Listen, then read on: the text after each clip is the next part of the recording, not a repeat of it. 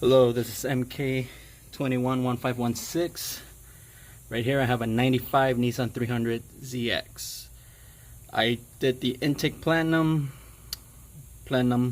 whatever, and put it back together. Had a few vacuum leaks and fixed them, and then the car was running pretty rough.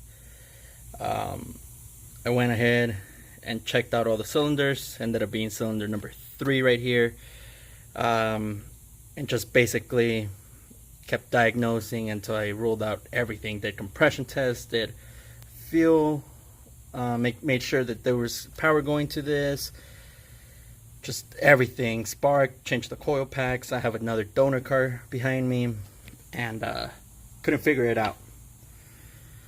Turns out that these things get pretty brittle, and when you go ahead and take them off and you undo the clip, things break. It wasn't pushing down on it and hugging it to give power to it. So after a few tears and kind of messing around with it, I figured it out. I got the